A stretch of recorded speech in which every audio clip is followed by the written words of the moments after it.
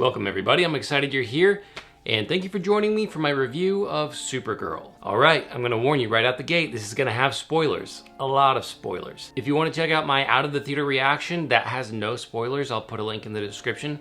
You can check that out. Okay, with all that out of the way, let's dive right in. Guys, this movie is so rough. Like, it's really bad. It's so, sorry, it's kind of hard to put into words because it's bad on many levels. And I say this as a filmmaker, as an actor, as a big DC Comics fan, and now I enjoy comic books, movies, TV shows, video games, all kinds of DC superhero media. And I've grown up with these characters since I was a kid.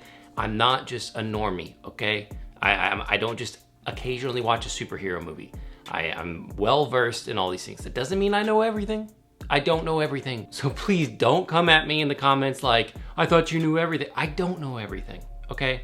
I'm just saying I'm very familiar, that's all. So I'm probably not gonna go through every single detail. I just feel like that would make this video take forever, and I just kind of want to go through the things that bother me the most and why I just don't think it's a good film, and definitely not a good representation of the character of Supergirl. So I was already worried when I saw Superman last year and Supergirl came in at the end and she's all like drunk and messy, and I'm just like, I don't really know what this characterization of Supergirl is. Well, come to find out, there is a story called Woman of Tomorrow that this new Supergirl movie is based on, and apparently she's a bit edgier. I don't know how much edgier. I don't know if she's drunk the entire time, or if she's just super messy. I understand she's dealing with, you know, the loss of her parents and her world. So I'm not saying you can't tell a story where, you know, a character is not her peppy, happy, normal self, but usually stories like this, in comics at least, are kind of like one-off stories, or they're, you know, I think it was like an 8-issue run, and sometimes those stories do really well, sometimes they don't. The reason I bring that up is just because a story like this exists in a comic book, that doesn't mean this is the normal characterization of a character. This is not how the whole DC fandom views Supergirl, okay? She's not normally drunk and going to planets with red suns to get drunk and wearing a messy trench coat. Like, that's just not typical. Like, if you ask someone who Supergirl is, they're probably not gonna say that, even if the thing is popular. I don't even know if the Tom King story is popular.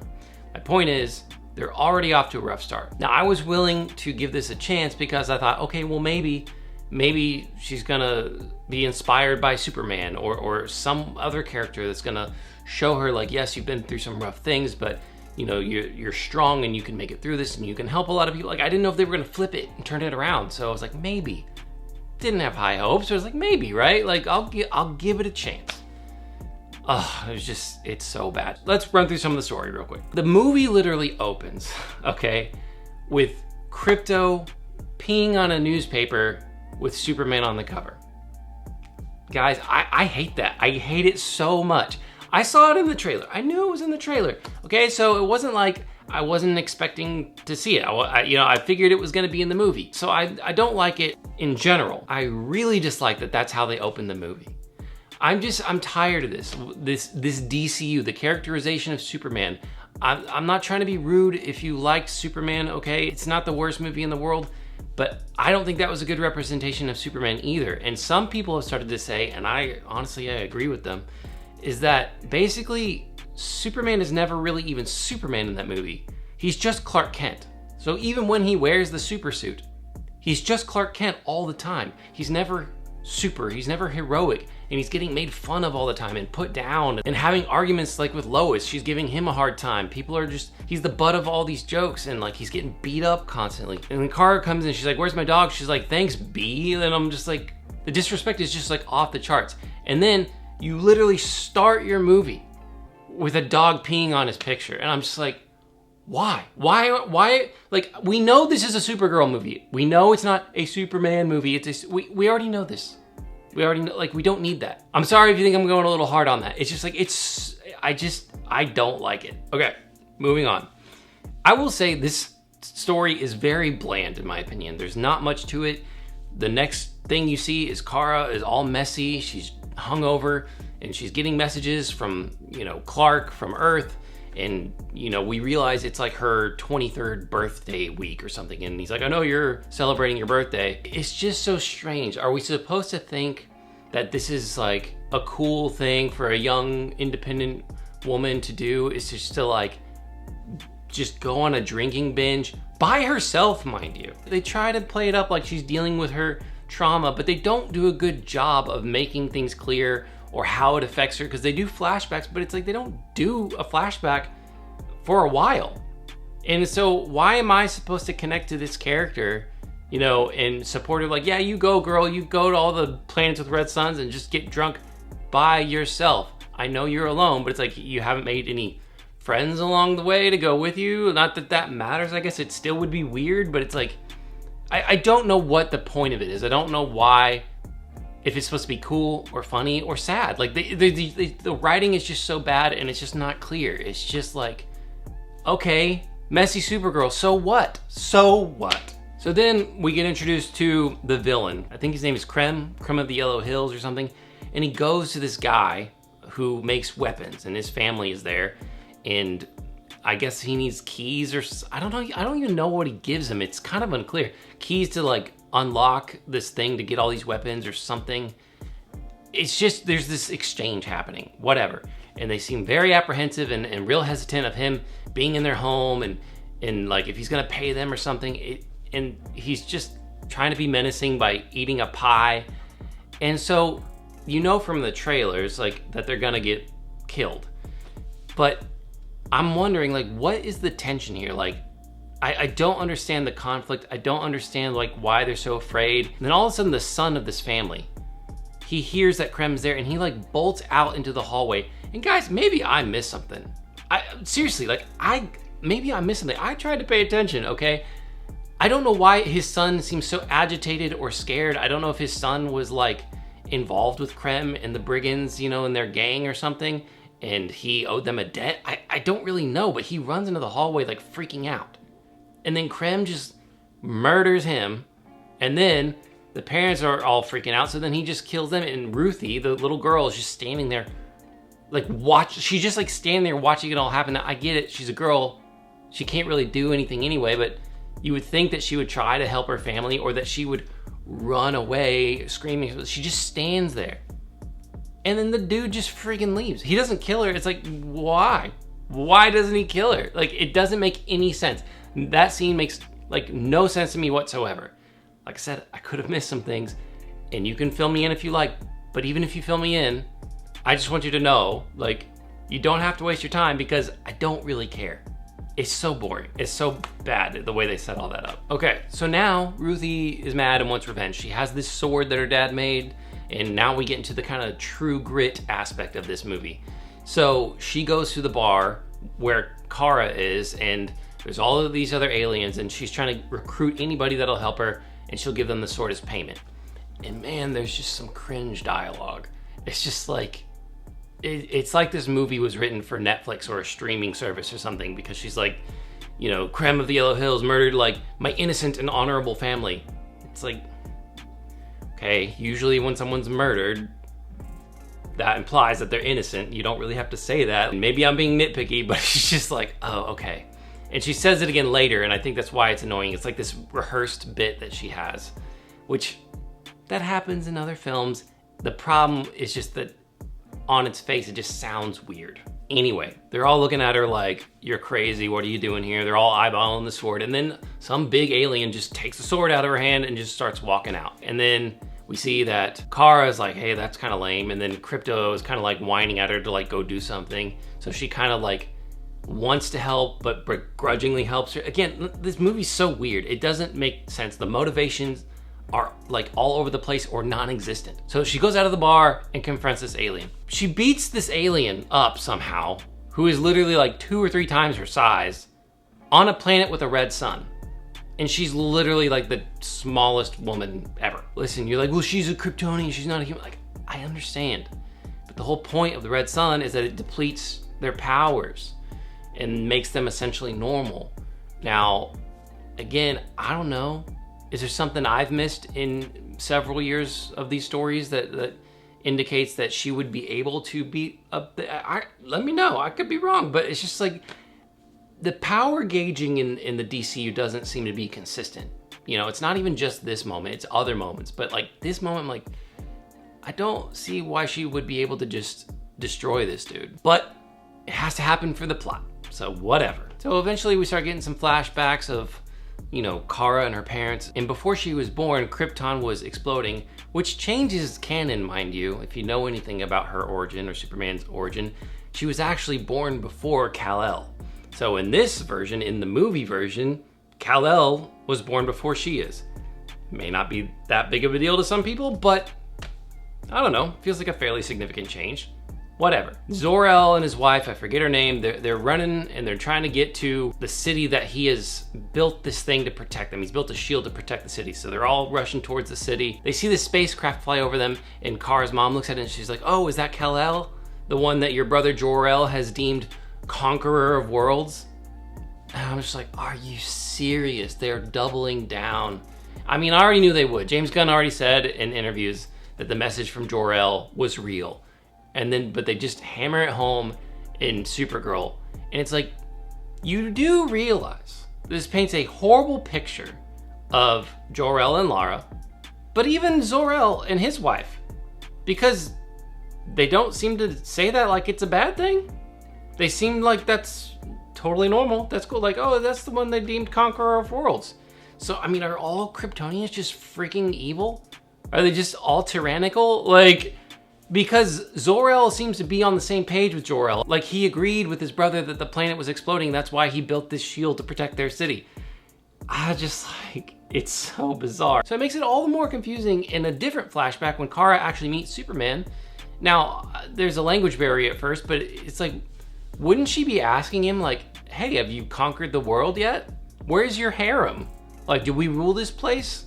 Like, it's so weird. But kind of just talking about the flashbacks in general, I'm not a big fan of the way that they've made Krypton look or the Kryptonians, and it's just, it feels so bland. It feels like they were trying too hard to make it like kind of timeless, if you will. Everything was just like too modern, too many just straight lines. There's nothing about it that seems to really make it seem like its own unique identity and culture or different world. It's just like generic future vision, generic sci-fi vision of a different planet. I don't want to sound rude about that. It's not like the worst thing I've ever seen. I just feel like it's bland. Like essentially the whole movie, it just feels bland. It's like you could have done some really cool visual things, stylistic things. And that's not to say that in other interpretations of Superman, they've done similar things, okay? So I'm not trying to knock it too hard. I just think with advancement in technology and costuming and design that we have now, it's like, I feel like you could have done something cool and fun, but I don't know, it just seemed boring to me. So from the flashback, before we kind of get into the rest of the story and work towards the end, one of the main moral aspects of the film is Kara's mother is dying from kryptonite poisoning. Like several people are, and that's why they have to send her away so that she doesn't get sick and that she can meet up with Kal-El. But her mom's dying and basically telling her like to be good. So she just wants her to be good. Okay, fine, but could you be a little more specific? There's no weight to that really. There were no examples in the flashbacks of her parents like showing her what is good and talking to her about those things. So when she says that, it's like, okay, what do you mean exactly? You know? And then she follows it up with a couple other lines of like, and being good doesn't mean that you can't be tough.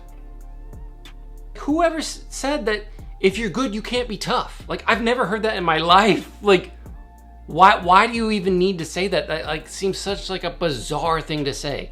And then the next thing is like, and it doesn't mean that you have to be nice. I'm just like, why say that? Like, it seems so weird. It's like you gotta be good and you can be tough and you don't have to be nice about it. And it's like, well, I mean, it's a good thing to be nice, right?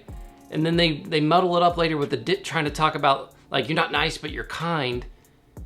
And I'm not saying there isn't a difference, but when you don't clarify the differences of what you mean by that, either by example or just verbal explanation, it's such a flat, empty statement. It's just problematic because people have different ideas of what that means. And like, even if you were to clarify it as an audience member, you can still say like, yeah, I agree with that, or I don't. But it's just like, it's confusing and it's boring. It's not inspiring. It's like, okay, thanks for the kindergarten level thing of telling me to be good. Like, how do I do that? What does that mean? Like, what do I aim at? Like, it's awful. And so as we get to the end here, and I didn't mention this earlier, but the only reason that Kara really teams up with Ruthie to find Krem and the brigands and all this is because when Ruthie was trying to get Kara to help her, Krem shot Crypto with like a toxic dart. Like, why? He's a freaking villain. He just slaughters and kills people. Like, why wouldn't he just shoot the dog dead? Why would he poison it and then he somehow keeps the antidote with him for some reason? I mean, that's not totally ridiculous to carry an antidote if you're carrying poisons, but why poison a dog when he literally just like murders people? Like, it makes no sense. So Supergirl's only motivation in this is to like save her dog. And in one of the flashbacks, we see that like she finds Crypto in a trash pile. It's like, listen, I love dogs, okay? I know that other people do. I know that people essentially sometimes treat their dogs like family, and I think that's kind of the point of this. She lost her family, so Crypto's her family. But still, it just doesn't seem from the way she's living her life in the beginning of the movie that this would be enough to break her out of her drunken stupor to go save her dog. It'd be different if like Crypto was likable, you know? I'm not saying you shouldn't save a dog. I'm just saying like he's a very destructive dog. He's an annoying dog. He's so ill-behaved and just terrible. So I'm not saying that you shouldn't protect an animal. It doesn't seem like she would have enough motivation to go save a dog like that. She seems very selfish in the beginning. And whatever, let's just say I buy into it. It's still just kind of boring. We've already seen this in Superman. Superman saves Crypto in Superman, and now we're saving him again in Supergirl. Like, why are they even calling the next movie Man of Tomorrow? Just call it Crypto 3 for crying out loud, because I'm sure he's gonna be heavily featured. I'm so done with this dog. He's annoying, and also, no offense to the animators, okay? I love that people actually animate and use CG versus AI, so I don't wanna be rude, but it just, like, the animation didn't look great. It didn't look terrible, it didn't look great, and I think part of that is because he's just fully animated the whole time.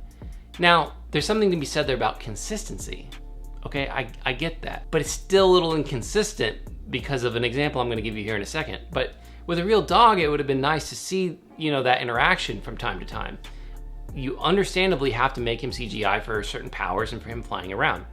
But also near the end of the movie, they put Crypto next to Ruthie and the proportions seemed way off. Maybe it was just me, but he seemed much bigger when he was standing next to Ruthie versus looking more like a puppy when he's with Kara. I don't know if anyone else noticed that, but I'm just so done with Crypto. I just don't think it gives the movie any actual emotional weight to carry you through, okay? And if you want to bring up other films where they do things like this, you know, you can compare. I mean, one that comes to mind is like John Wick, right? And it is about the dog. It's not about the dog, but it's more than that. It's more so about the fact that the dog was a gift from his wife who's gone. That's the more important. It's like, yeah, he's upset about the dog, for sure.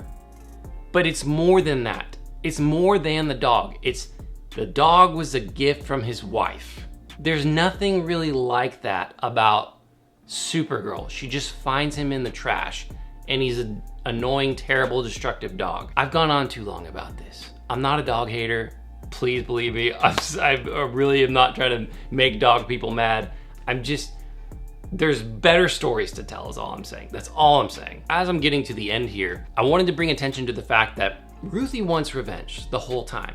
She hates Krem, she's upset that he killed her family, understandably, but multiple times throughout the whole film, she is telling her revenge is not the answer. Revenge is not the way. Like, if you kill him, you're gonna have to carry that weight with you. It'll feel good for maybe a second, but then you're gonna feel terrible afterwards, and you're gonna have to carry it with you. Mind you, you would think that, okay, well, how does Supergirl know this? How does Kara know this? Maybe she knows from experience. They never really explain that or touch on that. She just knows, apparently. Which, fair enough. I feel like most people know that. At least most people who've lived a little bit, you know, like, they know that that's revenge isn't the answer. But she's telling her this throughout the entire movie. Then we get to the end. Krem's laying down on his back. Ruthie has a sword. She's about to kill him. Supergirl comes to stop her. She, once again, reiterates all this, gets the sword out of her hand. She's like, walk away before you change your mind, walk away. She goes away. Krem thinks he's gonna get away. And then Supergirl turns around and literally freaking stabs him. Says that's for that little girl's family. Stabs him again. And I think she's like, that's for, you know, shooting my dog or something. Oh my God. Guys, literally takes revenge. The whole movie, she's saying, don't take revenge. Telling this girl it's gonna ruin her life. Don't take revenge. Gets her to walk away, which apparently that's different than how it happens in the comic book, mind you. And then she takes revenge. And not just takes revenge, like she murders this dude. Now listen, I don't have a problem with the villain dying. And as crazy as it may sound, I don't even care if Krem was taken out by Supergirl in the right context, like in battle. Like it would still be odd. You know, for the most part, superheroes aren't, you know, killing characters or locking them up or whatever. But it can happen and does happen occasionally. So it depends on the context, right? Like she has to defend herself, and the only way she can defend herself is by stopping him or whatever. There was better, smarter ways they could have done that. They literally just chose the route of murder. And this is supposed to be Supergirl. This is supposed to be someone heroic. This is supposed to be someone that young girls look up to. A drunken 23-year-old who's like throwing up several times throughout the movie and is just disheveled and doesn't care and doesn't even have her own desire to wear the super suit and wear the symbol of hope. Like the young girl has to bring it to her, and for whatever reason she puts it on because it's the end of the movie, so I guess she has to wear the costume. Like there's no motivation, there's no reasoning behind it. It's all silly, it's all ridiculous. And so she's just like, she's not super, she's not heroic. There's nothing about this portrayal of the character that, like I was saying earlier, is like, oh, maybe they'll turn it around and she'll find a reason, she'll find motivation. Maybe Clark will say, like, no, she just wants her dog back and she wants revenge over it. This movie is not about Supergirl. The title of the movie is Supergirl. This is not a Supergirl movie. The character that you're watching is not Supergirl. It's just a deconstruction of a character that you might like or might be interested in or have heard about or whatever, but this is not who the character is supposed to be. It's just so lame. And also, there's like no stakes to this movie. I didn't really go over like even Jason Momoa being in it as Lobo, which there's not even really a point to it. Like he is inconsequential. It's interesting to see him, he looks cool, but like he doesn't really do anything for the story at all. Like he's just there. And then like he's there for a second and then he just leaves. It doesn't do anything. It doesn't help. It's so pointless. Like, there's a point near the end where she's on a planet with a green sun and a yellow sun. And so the green sun's like killing her. I'm watching this. I'm like, why am I supposed to care at all? Why am I supposed to be in suspense? Like, oh no, she's sick. Because it's also a planet with a yellow sun. It's like, obviously she's not gonna die. Obviously the yellow sun is gonna rise and she's gonna get her powers back. Like, when you're writing this, did you not think that people would recognize the fact that there's also a yellow sun, that there's no reason to really worry? Like, you didn't actually create dramatic tension, you just slowed everything down and made it weird. And so then after all this, for whatever reason, she comes back to Earth and she has a conversation with Superman and he's trying to get her to stay or has been wanting that from her, and she's like, yeah, well, I think I'm gonna stay this time for a little while. And there's why? I guess that's cool for Superman. I guess it's good that maybe, hopefully she's not gonna be just a drunk anymore. There's nothing that happens that convinces me, at least, to think that like she had any motivation to stop doing everything that she was already doing. Like, she got her dog back. Why doesn't she just go drink again? Oh, because she remembered that her mom told her to be good? Is that enough? I just think everything is shallow. It's just so shallow. I'm not saying that I wanted her to go back to being a drunk. No, but still, it's like, okay, I guess you're gonna stay on Earth. Who cares? Why? So what? This movie is so boring. It's so bad. There's a lot of other things I could say, and this, who knows how long this review is gonna be. So if you stayed all the way through this, man, I really appreciate you. But that being said, guys, I'd love to know what you think. Did you like it? Did you not like it? This movie's not doing well, and it's not surprising to me. I saw it so I could do a review on it. I have no excitement for the DCU, unfortunately, which was just so frustrating because I'm a big Batman fan, big Superman fan. I love the DC universe, and I have no faith in whatever their plan is. And part of that is because I don't like the foundation they've set. I don't know, man. I don't know. We'll see what happens. Like, Warner Brothers is being bought by Paramount. There could be some shakeups. We'll see what happens in the future. But anyway, I'd love to know what you guys think. And listen, if you liked it, you're welcome here. I'd love to hear your thoughts about it. Let's all be kind about it in the comments, okay? We can share our thoughts and our feelings about it and have constructive conversations. I'm all about that. So again, you're welcome if you liked it. You're welcome if you didn't like it. Just be kind to each other. That being said, guys, if you liked this video or if you found any value in it, please like, share, and subscribe. I'm really trying to grow this channel. I'm having a lot of fun doing it, and I'm hoping to bring more content like this to you soon. And as always, guys, thank you so much for watching, and I'll see you in the next one.